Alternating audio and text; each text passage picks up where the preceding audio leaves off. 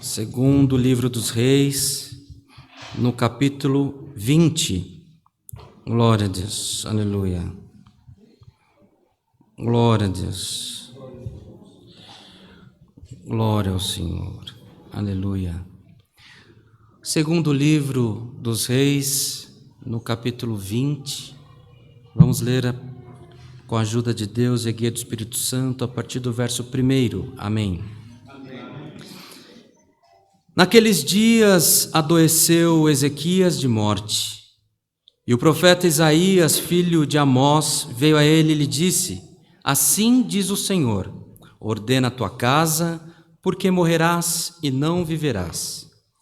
Então virou o rosto para a parede e orou ao Senhor, dizendo: Ah, Senhor, ser servido de te lembrar de que andei diante de ti em verdade e com o coração perfeito e fiz o que era reto aos teus olhos. E chorou Ezequias muitíssimo. Sucedeu, pois, que não havendo Isaías ainda saído do meio do pátio, veio a ele a palavra do Senhor, dizendo: Volta e dize a Ezequias, chefe do meu povo: Assim diz o Senhor, Deus de Davi, teu pai: Ouvi a tua oração e vi as tuas lágrimas, eis que eu te sararei. Ao terceiro dia subirás à casa do Senhor, e acrescentarei aos teus dias 15 anos, e das mãos do rei da Assíria te livrarei, a ti e a esta cidade, e ampararei esta cidade por amor de mim e por amor de Davi, meu servo. Somente até aqui, meus irmãos. Amém. Glória ao Senhor. Glória ao Senhor. Aleluia.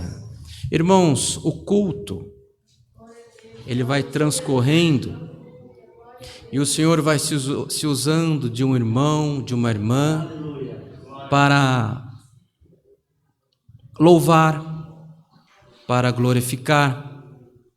Um irmão orou, os irmãos pediram os hinos, e tudo, irmãos, não há um movimento humano, em tudo há a manifestação do Espírito Santo do Senhor no meio de nós.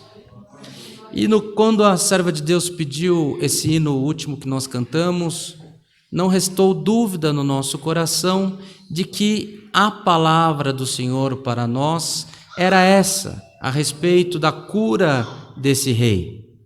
Esse rei que ascendeu ao trono muito jovem, irmãos, ele ascendeu ao trono com 25 anos, teve um reinado longo, ele reinou por 29 anos, diz as Escrituras, e logo no começo do reinado dele, ainda jovem, ele promoveu uma grande transformação no reino de Judá, que era o reino pequeno, que era o reino do sul. O pai dele havia feito um reinado que contrariava todas as leis de Moisés, tinha criado monumentos a deuses estranhos, o que desagradou o Senhor, nosso Deus, e quando esse homem, esse jovem ascende ao trono, ele muda completamente o encaminhamento daquela sociedade. Ele começa a tirar todo tipo de idolatria, ele começa a renovar os votos, os concertos, as doutrinas de Moisés para o povo judeu.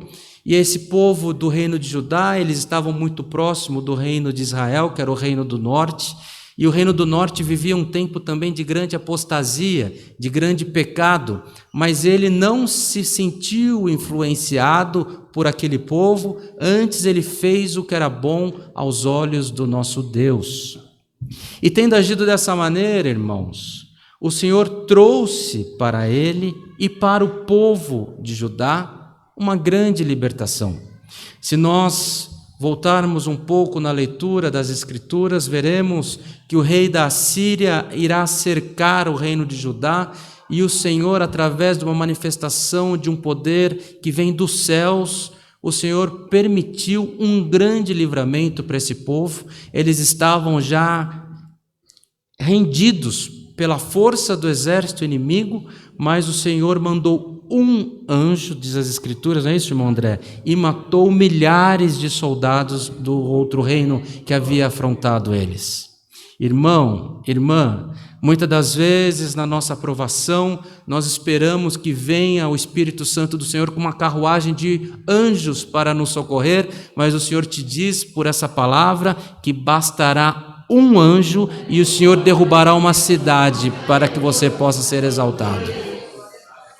E acontece, irmãos, que no início do reinado dele, ele já passou por toda essa transformação, esse enfrentamento,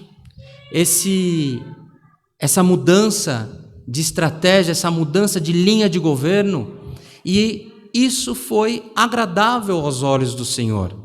Até que chegou um tempo, ele ainda jovem, se fizermos as contas, ele com 39 anos, ele vem adoecer. E durante essa enfermidade, o profeta vem até ele e profetiza que o tempo dele havia terminado, que ele haveria de terminar os dias dele por aquela enfermidade. Irmãos, e essa enfermidade não foi uma enfermidade simples, e esse milagre que Deus fez com ele não foi um milagre simples, foi um milagre grandioso, porque quando ele chora aos pés do Senhor, deitado em sua cama, diz as Escrituras, conforme nós acabamos de ler, o Espírito de Deus toca o profeta ainda no pátio do palácio e ele volta e muda a sentença na vida do rei Ezequias. E o Senhor mudando a sentença do rei Ezequias, nós não nos prolongamos na leitura, mas diz as Escrituras que o Senhor deu um sinal de que aquele milagre ele estava completo e era da parte de Deus. Porque o Senhor deixou um sinal que mudou o curso do relógio natural daquele povo. E o relógio voltou, não é isso, irmão André? E o relógio voltou alguns graus para mostrar que até o sol está submisso à vontade do Altíssimo. Irmãos, e assim sucedeu com o rei Ezequias. Diz as Escrituras ainda que depois de ele alcançar esse grande milagre, como nós dissemos, não foi um milagre comum, foi um grande milagre. Se você avançar na leitura ainda no capítulo 20, você verá que veio de longe uma embaixada da Babilônia, e as pessoas vieram para ter notícia o que é que havia acontecido com esse rei, essa cura maravilhosa, como que ele alcançou tamanha cura? Será que foi por um medicamento novo, um chá novo? E bastava que ele falasse que tinha sido o rei dos reis, o Deus dos exércitos. Mas não, irmãos, ele esqueceu de falar do milagre e começou a falar da riqueza dele. E quando ele começou a falar das riquezas dele, despertou a atenção dos babilônicos.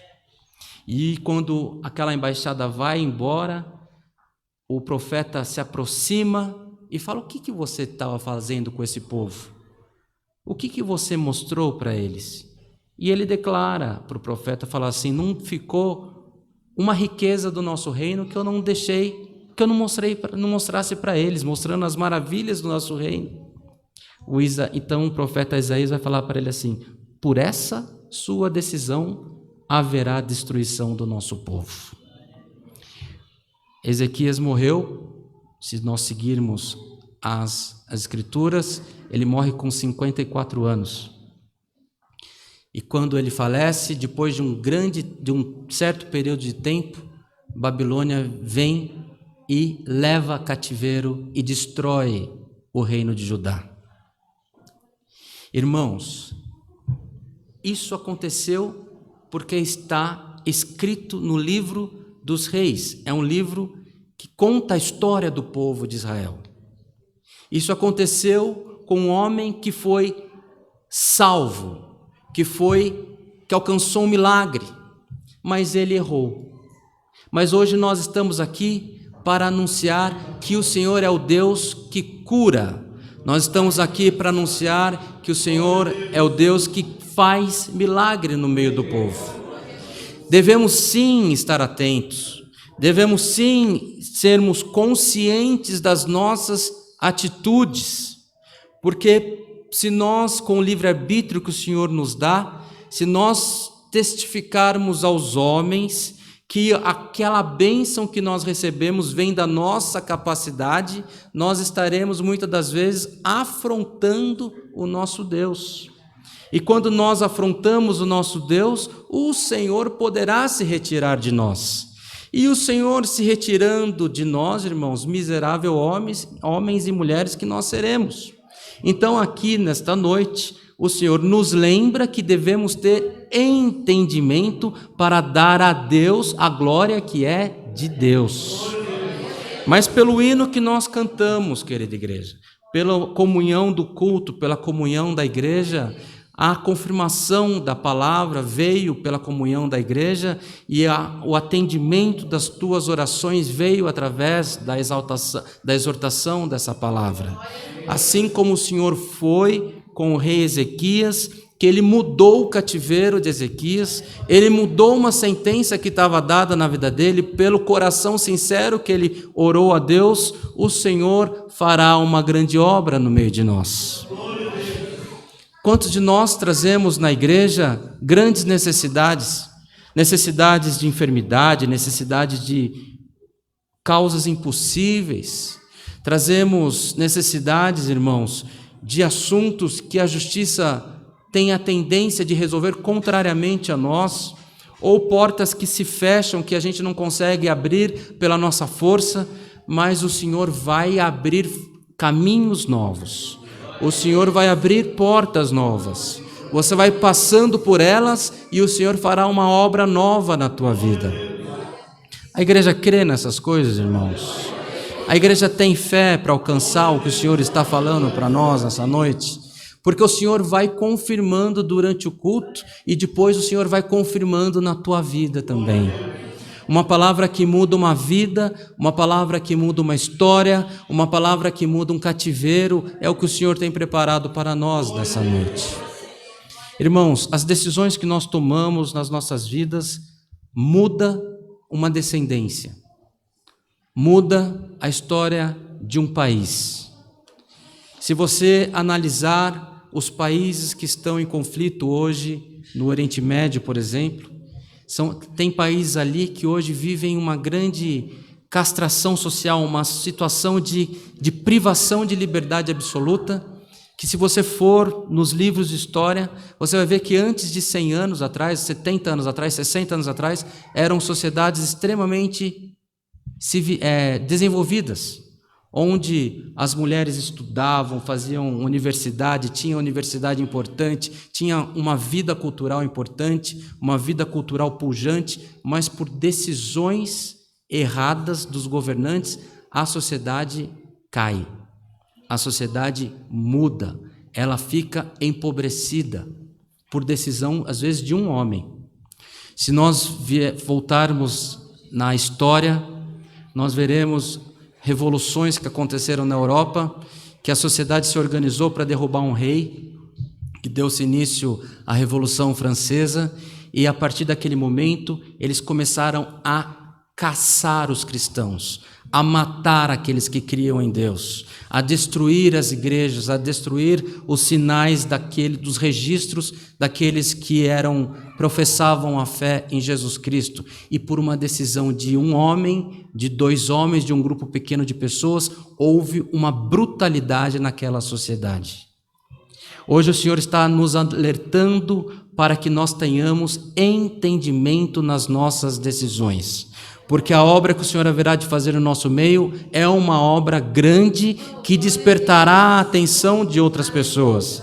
E o Senhor está nos anunciando antes, que quando vier a bênção, que nós possamos dedicar a bênção ao nosso Deus. Que estejamos preparados, irmãos, para ser abençoados, porque o Senhor às vezes nos prepara para passarmos por prova. O Senhor fala por um testemunho, o Senhor fala por uma oração, às vezes o profeta acha o telefone do teu celular e te fala, você vai passar por uma grande provação. Hoje o Senhor está te anunciando que virá um tempo de grande bênção na tua vida. Virá um grande tempo de frutificar os favores do Senhor no meio da tua família. Que que os teus projetos serão os projetos de Deus, que as tuas mãos colocarão, ali estará as mãos de Deus, que quando os seus pés passarem e entrarem em algum lugar, quando direcionarem o caminho para algum lugar, ali haverá a provisão de Deus. Então, quando o Senhor se manifestar poderosamente no nosso meio, que possamos nos lembrar que devemos dar a honra e a glória ao Criador. Essa é a palavra que o Senhor nos manda nessa noite, recebamos ela como vinda dos céus e que por tudo nas nossas vidas o nome de Deus seja sempre louvado. Amém. Glória a Deus. Irmão Daniel, vem à frente agradecer por nós. Em comunhão, agradecemos a Deus com oração em nome do Senhor Jesus. Amém. Glória a Deus. Glória a Deus. Louvado seja Deus. Glória ao nome do Senhor. Pai nosso que habita no céu e por misericórdia dentro do nosso coração, em nome de Cristo Jesus, dobramos o nosso joelho na tua presença para neste momento te agradecer, Senhor, por esta rica oportunidade que coube a nós de estarmos reunidos dentro desta casa de oração. Pai, graça te damos, porque ao entrarmos por estas portas, Senhor, sentimos a presença do Teu Espírito Santo visitar o nosso coração. Graça te damos, Senhor, porque tivemos uma oração de comunhão contigo.